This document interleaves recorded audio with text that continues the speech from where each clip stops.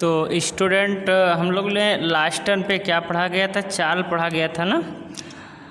चाल असलियत में क्या होता है? किसी वस्तु गतिशील वस्तु के द्वारा एकांक समय में तय किए गए दूरी को चाल कहा गया था। तो आज हम लोग जो पढ़ेंगे वो चाल के प्रकार पढ़ेंगे। क्या पढ़ेंगे? चाल के प्रकार।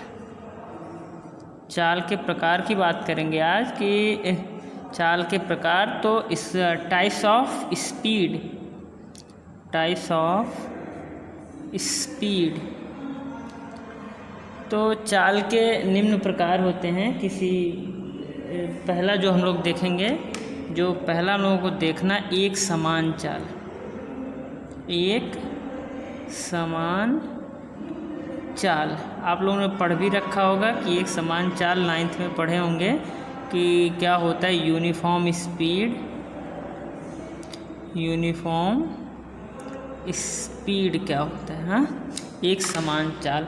तो जब देखें कोई गतिशील वस्तु, जब कोई गतिशील वस्तु निश्चित समय में निश्चित दूरी तय करती है, तो ऐसे वस्तु के गति को, चाल को हम लोग क्या कहते हैं? एक समान चाल कहते हैं। तो क्या परिभाषा इसका लिखेंगे हम लोग कि जब कोई वस्तु समान समयांतराल में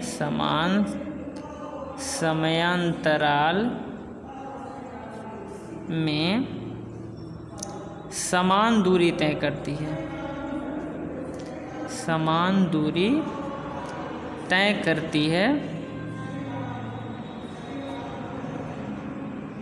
तो इसके चाल को क्या कहते हैं? एक समान चाल कहते हैं। एक समान चाल कहते हैं। ठीक है। जब कोई वस्तु समान समयांतराल में समान दूरी तय करती है, तो उसके चाल को क्या कहते हैं? समान चाल कहते हैं। अब इसमें होता क्या बेटा, इसमें कितना भी ध्यान देने की बात है, इसमें समयांतराल एक शब्द आ रहा है। समयांतराल जो है, कितना भी सूक्ष्म हो, कितना भी सूक्ष्म हो, चाल सदैव बराबर रहेगी, चाल सदैव समान होगी। ठीक है, ये बात समझ में आ गई।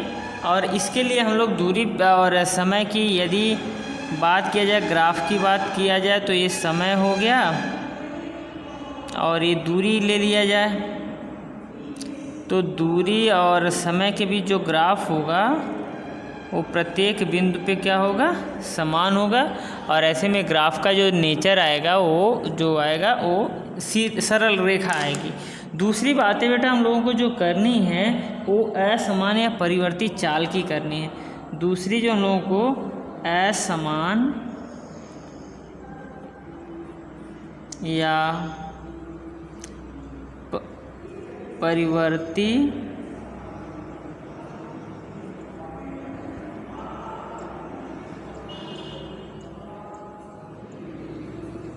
चाल, परिवर्ती चाल,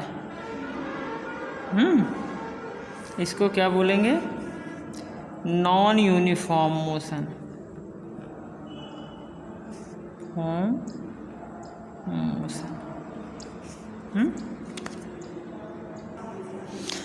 ठीक है स्टूडेंट। तो हम लोग देखते हैं कि नॉन यूनिफॉर्म मोशन क्या होगा, असमान या परिवर्ती चाल क्या होता है। जब कोई वस्तु क्या करता है बेटा, अलग अलग समयांतराल में समान दूरी तय करता है, या समान समयांतराल में अलग अलग दूरी तय करता है, तो ऐसे में चाल जो होती है असमान होती है।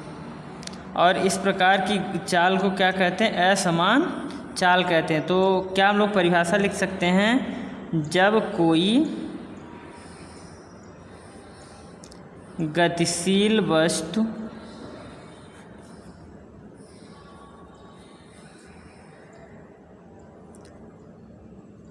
समान समयांतराल में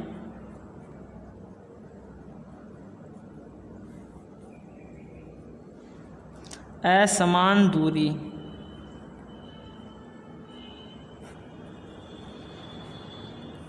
अथवा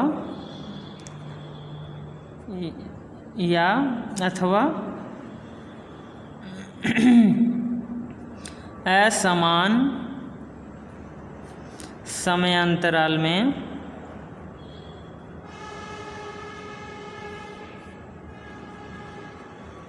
समान दूरी तय करती है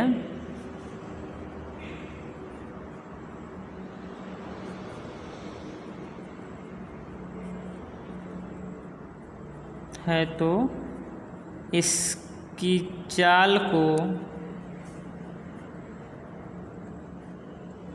असमान या परिवर्ती चाल कहते हैं।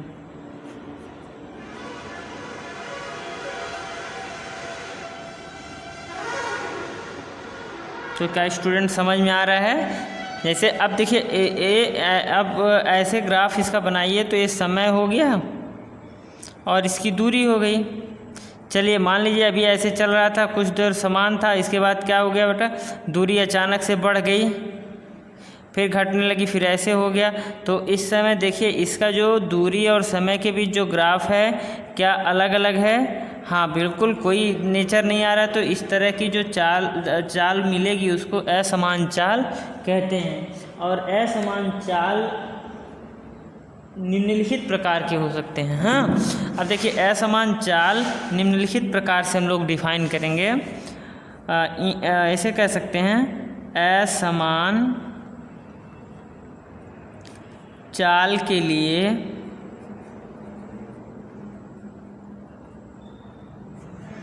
औसत चाल तथा ताक्षणिक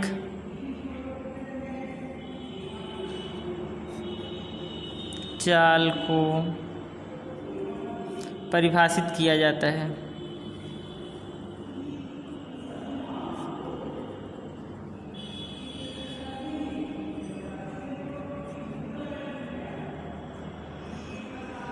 ठीक है स्टूडेंट,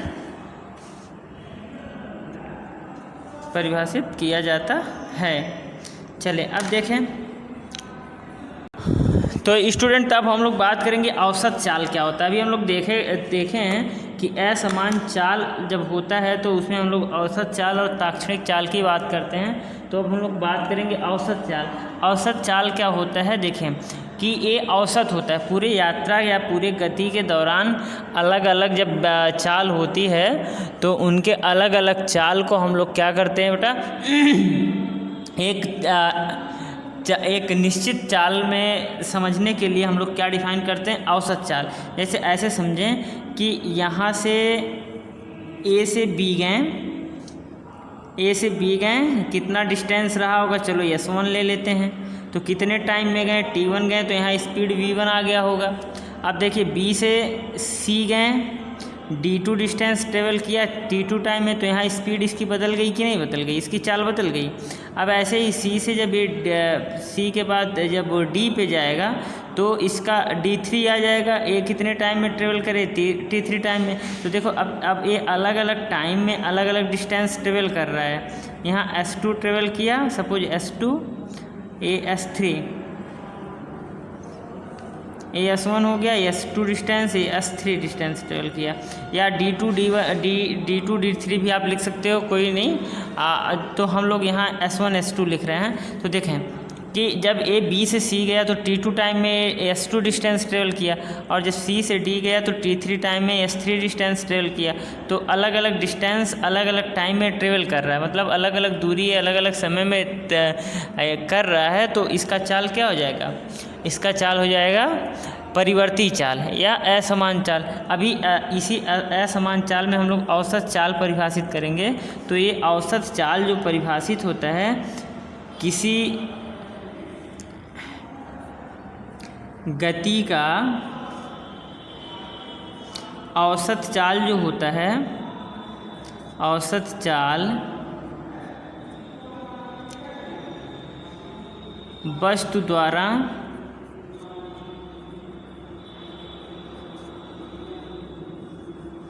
चली गई कुल दूरी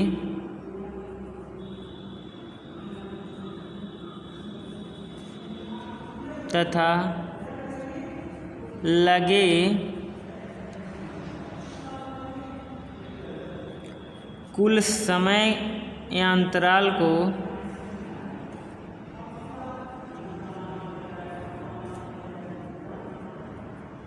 के अनुपात के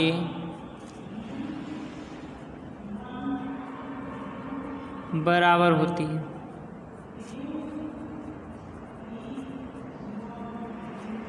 अर्थात हम लोग कह सकते हैं अतः औसत चाल बराबर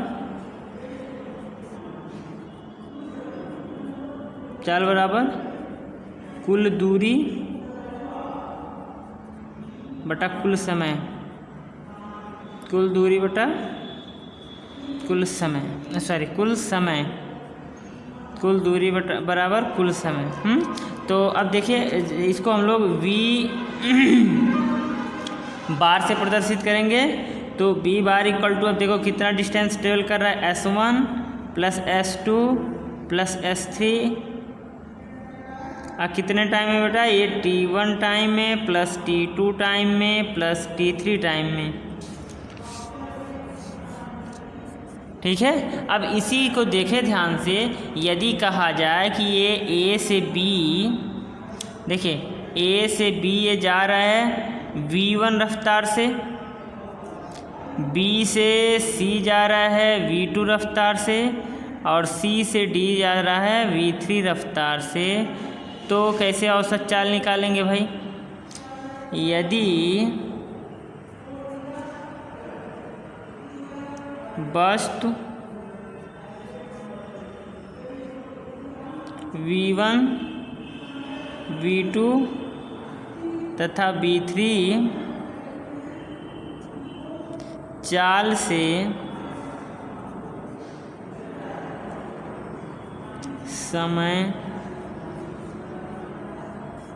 से क्रमशः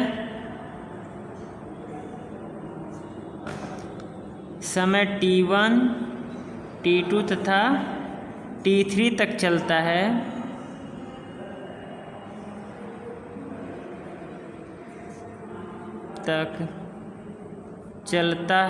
तो औसत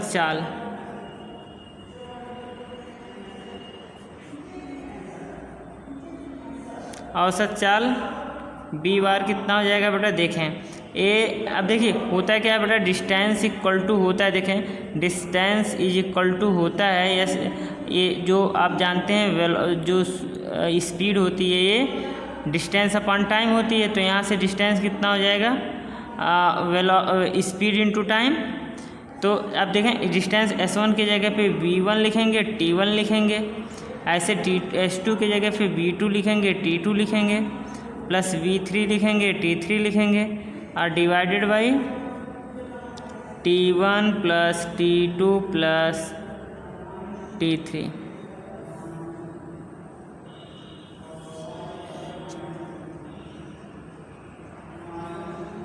ठीक है स्टूडेंट, कोई दिक्कत?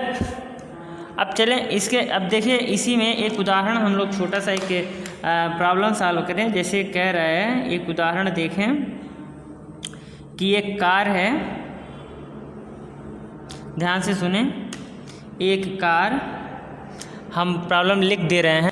तो देखो स्टूडेंट, एक सवाल पूछा हुआ है, छोटा सा सवाल क्या कह रहा है कि एक कार है जो 200 किलोमीटर की दूरी, 200 किलोमीटर दूरी समय 2.5 घंटे में, 2.5 घंटे में तय करती है, तथा अगला 190 किलोमीटर, स्टूडेंट 190 है, 190 किलोमीटर दूरी कितने 3.5 घंटे में तय करती है।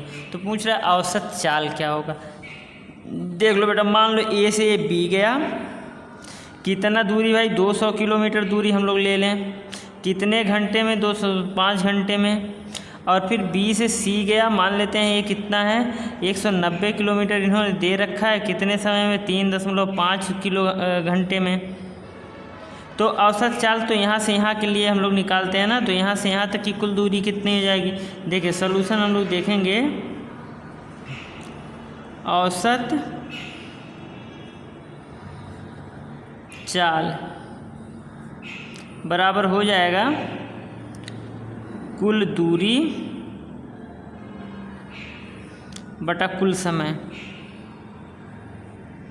कुल दूरी बटा कुल समय। अब आपने देखा कि कुल दूरी कितना है, तो पहला दूरी बेटा 200 है, वो पहले 200 किलोमीटर चलता है, तो फिर 190 किलोमीटर और चलता है, तो 200 + 190 तो कितना हो गया बेटा 200 और धन 190। तो यहाँ लिखेंगे 200 और प्लस 190, और समय अंतराल कितना है बेटा, पहले में 2.5 घंटा ले रहा है और प्लस 3.5 घंटा ले रहा है। तो अब देखें ये कितना हो गया, ये हो गया 390, हाँ बिल्कुल 390 किलोमीटर हो गया। और समय कितना लग रहा है बेटा, ये देखो 6 घंटे लग रहा है। कितना लग रहा है, तो ये हो जाएगा आपका किलोमीटर पर आवर। तो इसको निकालोगे बेटा, तो वी एवरेज इससे प्रदर्शित करते हैं, उसको वी एवरेज बोलते हैं। वी एवरेज की जो वैल्यू हो जाएगी बेटा, देखें इसको सॉल्व करें, इसको सॉल्व करें तो कितना आ जाएगा। तो देखो स्टूडेंट, जब 200 + 190 और डिवाइडेड बाई समय अंतराल हम 2.5 घंटे और प्लस 3.5 घंटे करें, तो ये 390 किलोमीटर बटा 6 घंटे पूरा लग रहा है। तो जब इसको हम लोग 390 को 6 से भाग दिया गया, तो मुझे लगता है 65 किलोमीटर प्रति घंटे की रफ्तार आएगी। यही इसकी औसत चाल हो जाएगी। कोई दिक्कत स्टूडेंट?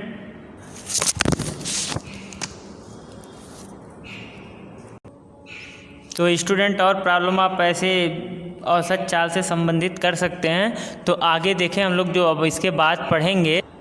तो देखें स्टूडेंट, अब हम लोगों को क्या पढ़ना है, ताक्षणिक चाल पढ़ना है। क्या पढ़ना है, इंस्टेंटेनियस स्पीड। तो बेटा देखो इंस्टेंटेनियस स्पीड कैसे हम लोग परिभाषित करें, तो जब परिवर्तित चाल से गतिमान किसी वस्तु के किसी विशेष समय पर जो चाल की बात की जाती है, वही स्टूडेंट उसका क्या होता है, इंस्टेंटेनियस स्पीड होती है। हाँ, तो हम लोग कैसे डिफाइन कर सकते हैं, किसी परिवर्ती चाल से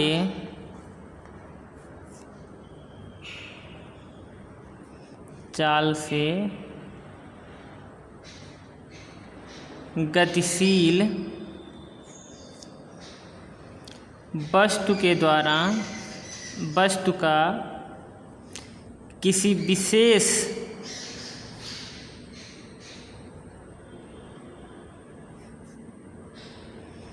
समय पर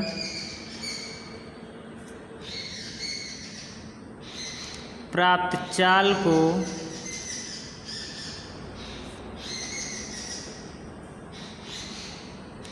ताक्षणिक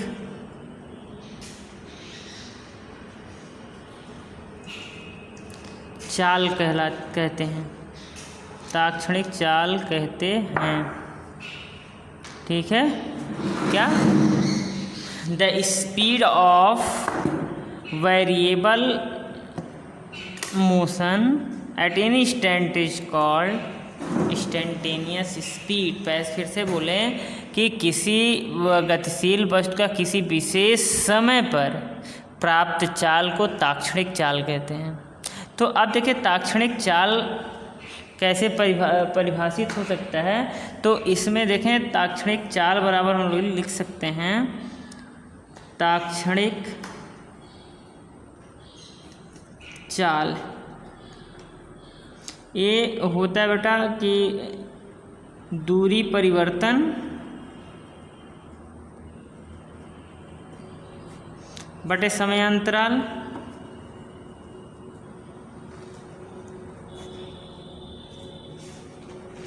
तो मान लीजिए कि ये एक सीधी रेखा में चल रही है और किसी समय t1 पे s1 दूरी तय की, t2 समय पे s2 दूरी तय की, तो ये जो हो जाएगा ये डेल्टा s हो जाएगा और ये जो टाइम इंटरवल होगा वो कितना हो जाएगा, डेल्टा t समय अंतराल हो जाएगा। तो इसी को हम लोग लिख सकते हैं s2 माइनस s1 और divided by t2 minus t1। ध्यान से देखिए, तो इसको delta s by delta t लिखते हैं।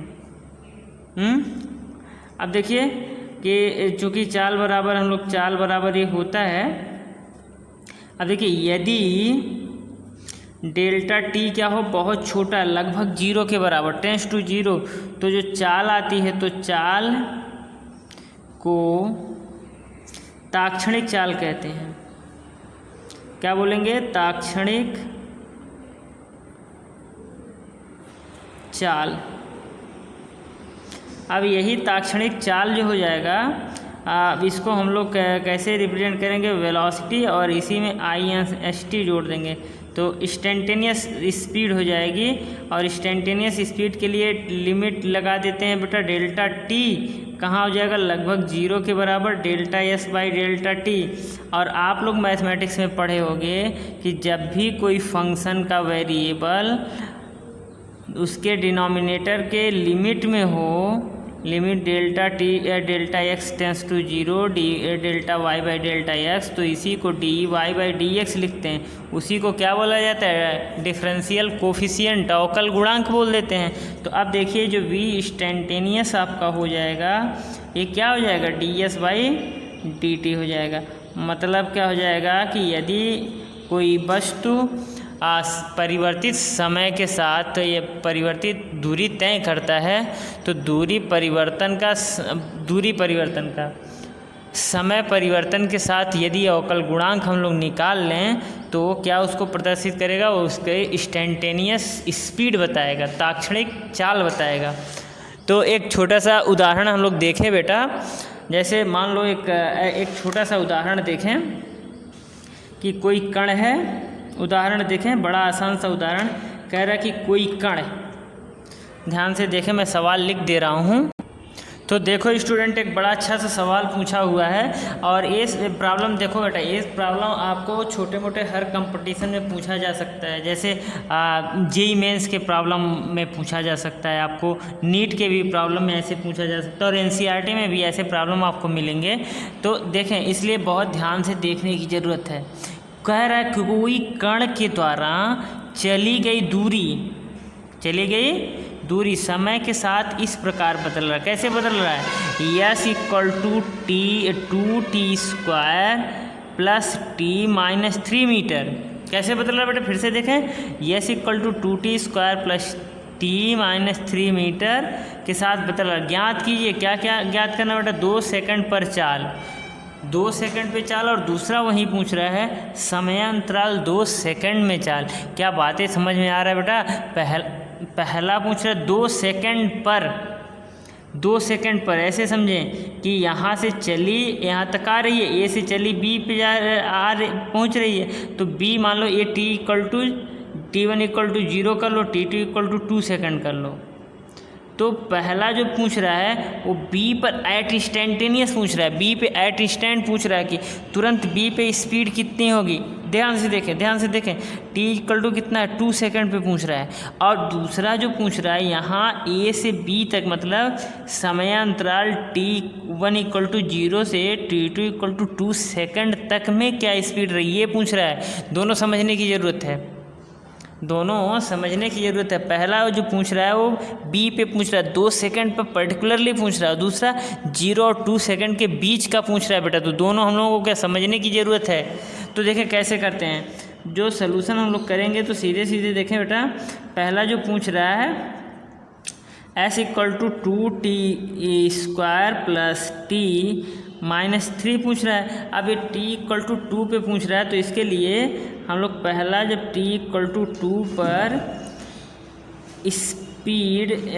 स्पीड की बात करें, क्या हो जाएगा, ये v इज इक्वल टू हो जाएगा ds by dt at t equal to 2 second. क्या पूछ रहा है बेटा? ds/dt at t equal to 2 second है, 2 सेकेंड पे पूछ रहा है। तो देखो हम लोग क्या कर सकते हैं कि अब इसी को अब देखें v इक्वल टू हमने लिखा ds/dt, तो अब देखें d/dt और ds कितना है, ध्यान से देखें तो ds आपका है 2t² प्लस 2t माइनस 3। तो इसको समय के साथ अवकलित करें, जब अवकलित करेंगे तो v देखें v इंस्टेंटेनियस हो जाएगा ये, और ये क्या हो जाएगा देखें 2t² का हम लोग करते हैं तो बेटा 2t हो जाएगा। अरे फॉर्मूला क्या है, यदि y इक्वल टू t⁴n है तो dy/dt की जो वैल्यू आ जाती है n t⁴n-1 आ जाती है। तो यहाँ देखो पावर 2 है तो 2 पहले आ जाएगा, 2 - 1 आ जाएगा, प्लस 2 आ जाएगा, -0 हो जाएगा। तो ये देखें v इंस्टेंटेनियस कितना आ जाएगा 2 × 4 t + 2। So speed at t equal to 2 second कितना आ जाएगा, v इंस्टेंटेनियस इसको बताएगा। v इंस्टेंटेनियस कितना बताएगा बेटा, देखो जहाँ जहाँ t है वहाँ वहाँ 2 रख देंगे। तो 2 × 4 = 8, 4 × 2 = 8 प्लस 2 10 मीटर पर सेकेंड स्क्वायर, 10 मीटर पर सेकेंड हो जाएगा कि नहीं हो जाएगा? समझ में आ रहा है स्टूडेंट? 10 मीटर, अरे 4 × 2 = 8 प्लस 2 10 मीटर पर सेकेंड।